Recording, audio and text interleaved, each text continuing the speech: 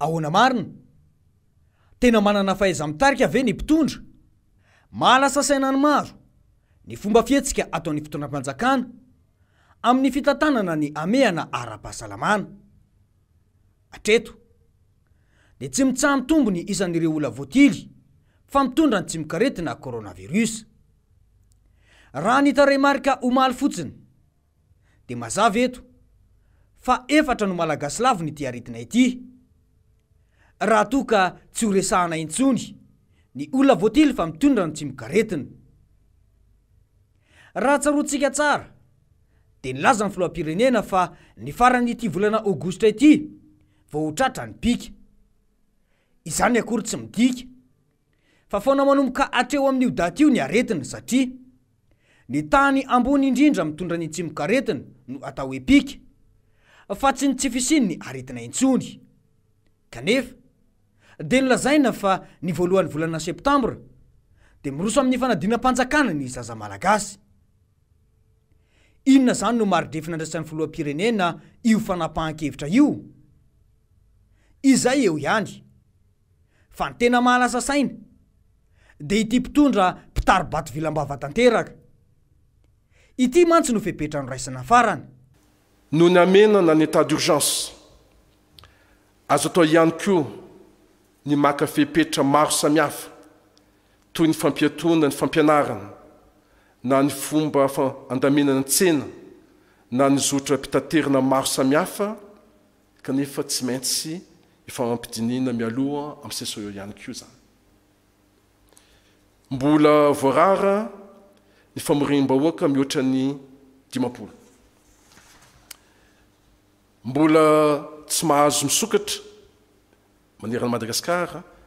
na mandray olona ny bara sy ny toerana fanaovana lanonana ny toerana famorim-bahoaka tsy mbola misokatra ihany koa ny fananana ara-pananjajan-tena mazava izay fepetra izay fa mba hafantatry ny samy mpitondra ao moa fa ny filoham-pitarika ihany no mandrava izany fepetra izany herinandro mahery mantsy izao dia ny filoham-pirenena mihitsy no mandeha mamory olona isaky ny komina fa natao anisa zany lalàna eto amintsika ny mpitondra tenin'ny CCO sy ny mpanentana amin'ny anao manjery isaky ny atoandro mantsy dia milaza foana fa tokony hiboka ny vahoaka ary tokony tsy mivoaka ny trano mila manaja ihany koa ny elanelana 2 metatra kanefa dia izao no ataon'ny filoham-pirenena tena hoe bain de foule amin'ny fomba fiteny vahiny izy indray zany no mena tsiny raha toka miparitaka sy mirongatra be indray ny aretina ny tsy fahafezana ny aretina ihany no niverenana tamin'ny fibohana faharoa fampelezan-kevitra sy populisma no tazana amin'ny mpitondra ary mezaka manaratsy ny mpifanandrina politika aminy manoloana izao amehana izao lasa fisehosehoana politika tanteraka ny fahorim-bahoaka ny fiangonana akatona fa manaparitaka ny aretina ny mpanakanto tsy afaka manao fampisehoana intsony lanonam-pianakaviana voarara tanteraka raha toka mihoatra ny 50 ny olona asaina fa ny filoham-pirenena irery any zany no afaka manao famorim-bahoaka ahoana marina amehana ara-pahasalamana ve no misy eto sa amehana ara-politika dia nitety fokotany sy komina ny filohan'ny repoblika fa izara fanampiana dia tsy maintsy ny filoha ve no manao izany fa aiza ny ministeran'ny mponina rehefa fanisam-bahoaka mantsy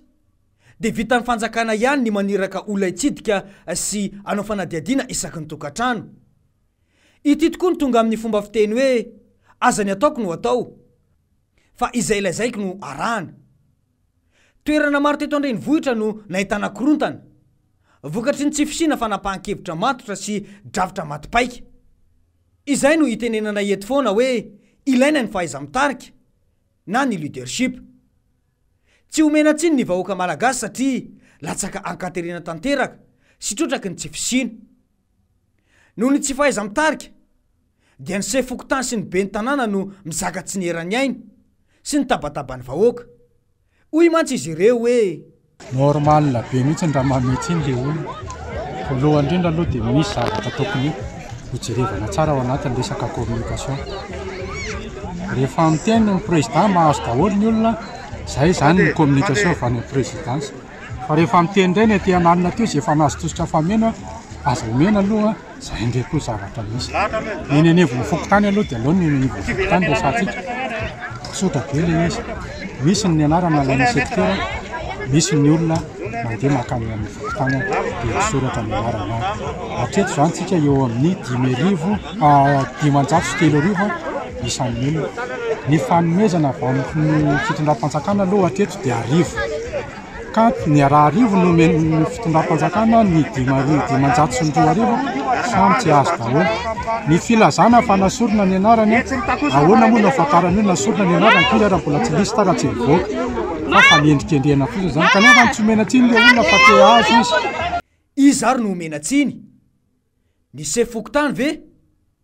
sa ny commune izay tsy mahafantatra akory ny drafi-pizarana sa ny mpitondra izay nanapa-kevitra sy nanome fampanantenana ny vahoaka kanefa tsy mametraka drafi-pizarana matopaika mba isitrahany vahoaka malagasy izany inona moa zany no andraikitsy ny fokotany sy ny commune ny distrika sy ny komity loharano amin'io fizarana io ianareo no tsy mahay mitarika ka ny mpitantana eny fotony no ifatrara ny rihatra noho ny tsy fahombiazanareo ity mantsy ny fanambarana izay nataony antoko-timy hatramin'ny fiandohan'ny valanareto ny covid-19 ny antoko tiako Madagasikara dia ny antso sy nanolo-tanana ny fitondram-panjakana fa tsy noheny ono sy natosom-potanana nangataka ihany koa ny famohana ny mangarahara momba ny fitantanana ny fanampiana azo mikasika ny valanaretona dia nambara fa mitady toerana sy te hiara-hitantana ny famatsim-bola ankehitriny gaga za efa mitady ampiasa ny anaran'ny antoko-tiako Madagasikara ny fitondram-panjakana manoloana ny olana ara-tsosialy noho izany ny antoko-tiako Madagasikara dia mitondra izao fanamarinana manaraka izao tsy miray tsikombakomba amin'izay mety ho tsy fahombiazana amin'ny fitantanana ny fanampiana avy amin'ny mpiara-miombonantoka amintsika mikasika ny covid-19 fa mitary kosa ny fijoroan'ny fanjakana amin'ny teny izay nataony hoe izahay izao no mitondra koa dia raiso ny andraikitrareo manoloana izay safidy efa niraisinareo hatranam-piandohana fa mitaky hatrany kosa izay ny amoahanareo ny mangarahara mazava ny fotokevina dia lasa tokoa ny saina nahita ireo fanaratsiana ny solombavam-bahoaka timo ataona compte facto ao anatin'ny Facebook ity tsara nefa ny mampatsiahy fa ny solombavam-bahoaka timo no santako voalohany momba ilay vola ny vidianana bonbon chauchette tao amin'ny ministera ny fanabeazam-pirenena ny solombavam-bahoaka timo ihany koa no nitako ny tokony isitrahany vahoaka malagasy ireo fanampiana ireo ankoatra izay ny fangarahara ny fitantanana ireo fa matsimbola avy any ivelany hoy mantsy izy ireo hoe hita tokoa ny savorovoro ateraka tia tsy fahaiza-mandamina amin'ireo fizarana ny fanampiana eny fotony hitantsika fa tsy mirindry zany satria dia maro ny olona ny manatona eny anivon'ny distrika n'Antananarivo Atsimondrano ary eny anivon'ny distrika indray mandefa azy ireny eny anivon'ny commune ary ny be ny tanàna indray dia tsy mahalala akory ny antsiprian'izany fizarana izany noho izany dia angatahana ny fitondram-panjakana mba hamety toromarika mazava amin'ireo tompona andraikitra mpanatanteraka eny fotony satria sahirana ny vahoaka tsy hitantsony izay alea manoloana nyity fizarana ny fanampiana ity mariako etony fa natao ho an'ny vahoaka malagasy ny fanampiana amin'izao fotoan'izao satria famatsimbola avy any ivelany io ka tokony isitrahan'ny malagasy hatrehana n'izao fiboana izao zo ho an'ny vahoaka sahirana zany no misitraka izany fanampiana izany koa angatahana etona ireo tompona andraikitra samihafa eo anivo fitondram-panjakana ny rafitra ety fotony mpanatanteraka mba anao ny asa tandrify azy ary andrindra araka ny tokony ho izy izany fizarana izany tsy ny tao Atsimondrano ihany no saika nahitana io fikorotanana io fa saika ireo toerana nanaovana izany fizarana izany ho an'ny RMDM dia mazava ny hevitra izy ireo momba ny fanampiana hoy mantsy izy ireo hoe hay ve azo atao ihany manome vary fa manina androany izy vao mena vary regony fa confinement fahafirytsika izao aiza ny anjaran'ireo olona reo nandritra zay confinement lavabe zay ninona zavatra mitranga eto amin'ny firenena tompona antoka ary sy tompona andraikitra ny filohan'ny repoblika raha misy mitombo ny valanaretina dia ny filohan'ny repoblika no mampitombo sy manaparitaka zany valanaretina zany eto Antananarivo eto satria izy no mandray fepetra mampitangorony olona etsy siro nona ny olona dia mitady ny zavatra hohaniny tsy araraotina anaovana politika zay tsy araraotina anaovana propaganda zay fa mila fanapaha-kevitra matotra hoentina miatrika an'ilay fepetra zay nondraisy ny fanjakana mazava izay ny mpitondra iandry no manakorontana ny fanapaha-kevitra raisiny ny tsy fandraisana andraikitra sy ny kajikajy politika ihany no natafiditra ny aretina teto amintsika izao indray dia ny filoham-pirenena mihitsy no mamory olona etseroa kanefa ny aretina tsy voafehy akory ity ny fanambarana navoaka ny firaisamonim-pirenena Amnesty International miantso ireo manam-pahefana rehetra ny Amnesty International mba tsy ho atao fitaovana politika anamelohan'ireo maneho hevitra na miteny izay tsy mety ataon'ny fitondrana ny fandalovan'ity valanaretina Covid-19 ity eto Madagasikara. Ny fitondram-panjakana hoy izy ireo dia tokony hiantoka ny fanajana ny zon'olombelona tsirairay. Tafiditra ao anatin'izany ny fahalalan'ny maneho hevitra, dinika sy fifampiresahana ao anatin'ny filaminana ary ny fahalalan'ny asa fanaovan-gazety. Maro ireo mpanao gazety izay nahiditra ponjavojo maika,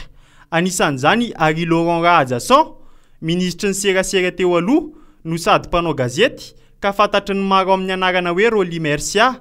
izay nolazaina fa manohitohina ny fiandrianam-pirenena sy miraitsy kombakomba. Teo ihany koa ny fanasiparana ny émetteurana televizionna tsy miankina iray teto Andrenivohitra. Raha avy nanasany Andriamatoa Marc-Caravaly manana ny 9 aprily lasa teo, izay nilaza fa tokony nidina mielony sisy tany ary tokony hiroso amin'ny fifampidiniana satria tsy vitan'ny fanjakana irery ny miady amin'ity valanaretina Covid-19 ity. Izany rehetra izany hoy izy ireo dia fanitsakitsahana ny zon'ny fahalalan'ny maneho hevitra sy ny fahalalan'ny asa fanaovan-gazety avokoa. Ny tambazotra serasera sisa no mba any ahafahany vahoaka malagasy maneho ny heviny taorian'ny resaka saina fotsy. Dia saika ny bantoerana tamin'ny fanehoan-kevim-bahoaka indray io fietsika fanangonana olona sy famorim-bahoaka ataon'ny filoham-pirenena io. Fa rehefa ny mpanohitra moa no manitsy ny fitondrana amin'ny fietsika tahaka izao dia lazaina fa manakorotana foana. Fa ahoana mariny?